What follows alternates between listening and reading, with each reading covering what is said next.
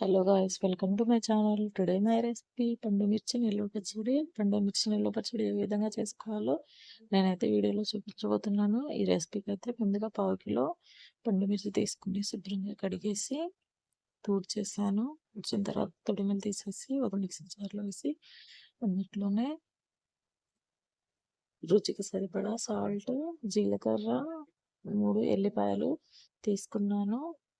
దాన్ని అయితే నేను చూపిస్తున్న కన్సిస్టెన్సీలో అయితే మిక్సీ పట్టేసాను. మిక్సీ జార్లో వేసి 1/2 కిలో పండు మిర్చికి గాను 50 గ్రాములు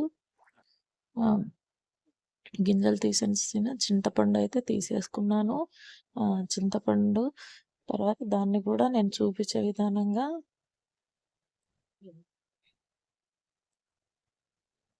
మిక్సీ పట్టేసుకున్నాను. తర్వాత అందులోకి తాలింపులోకి మెయిన్ ఇంగ్రీడియంట్ ఏంటి అని అంటే జీలకర్ర, ఎల్లిగడ్డ పేస్ట్ చేసుకోవాలి.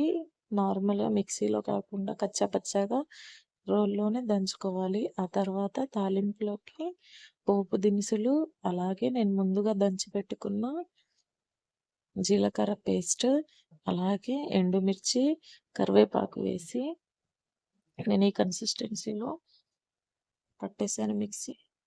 పోపు దినుసులలో ఇప్పుడైతే నా నిల్వ పచ్చడి వెంటనే అప్పుడే పట్టింది. అది వెంటనే నేను తాలింపు వేసేస్తున్నాను. లో ఫ్లేమ్లో పెట్టి 15 నిమిషాల పాటు అటు ఇటు కలుపుతూ ఉండాలి. తాలింపు వేసేటప్పుడు హై ఫ్లేమ్లో ఉంచి తర్వాత పచ్చడి అందులో వేసాక లో ఫ్లేమ్లో పెట్టాలి. ఈ విధంగా కలుపుతూనే ఉండాలి. పోపు దినుసులు కొంచెం మనకి ఎక్కువ ఉంటేనే పచ్చడి టేస్ట్ అనేది వస్తుంది.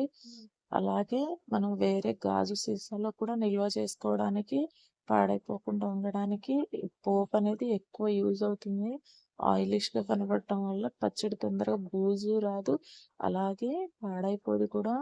ఇప్పుడు నేనేం చేస్తున్నానంటే ఇంకోవైపు కొంచెం వేరే తాలింపు అయితే సేమ్ ఇందాక వేసిన ఇంగ్రీడియంట్స్ తోటే మళ్ళీ వేరే తాలింపు అయితే తీసుకున్నాను. అందులో కొద్దిగా పోపు దినుసులు ఎక్కువ వేసి తాలింపు వేసుకున్నాను. దాన్ని ఈ 15 నిమిషాలు అయిపోయాక పచ్చడి చల్లారాక ఈ విధంగా అయితే పైనుంచి వేసేసుకున్నాను. వేసేసుకున్నాక పచ్చడి అయితే రెడీ అయిపోయింది. వేడి వేడి వేసేసరికి ఇంకా దాన్ని కూడా మళ్ళీ కొద్దిసేపు పచ్చడి చల్లారిపోయింది. కొద్దిసేపు ఇదే కన్సిస్టెన్సీలో మీడియం ఫ్లేమ్లో మళ్ళీ ఒకసారి బాయిల్ చేశాను. తాలింపు అనేది అన్నిటికి పట్టాలి అనేసి. ఇంకా నా పచ్చడి అయితే రెడీ అయిపోయింది. చల్లారిపోయాక గాజు సీసాలో స్టోర్ చేసుకుంటే ఎన్ని రోజులైనా నిల్వ ఉంటుంది. నేనైతే ఇది ఎప్పటికప్పుడు చేసుకోవడానికి అనుకూలంగా ఉంటుందనేసి నేనైతే అప్పుడే పట్టి అప్పుడే తాలింపు వేసుకున్నాను. ఇలా ఎంతైనా మనం కిలోకి గాను 1 కిలో మిర్చి తీసుకుంటే అందుకు 1/2 కిలో చింతపండు అనేది తీసుకోవాలి. గింజలు లేని చింతపండు. అదే దానికి సరైన కొలతలు. ఎవరైనా నా ఛానల్ని కొత్తగా చూస్తున్న వాళ్ళైతే లైక్ చేసి, సబ్స్క్రైబ్ చేసి, కామెంట్ చేయండి. మీరు కూడా మీ ఇంట్లో ట్రై చేయండి. Thank you for watching. Bye bye.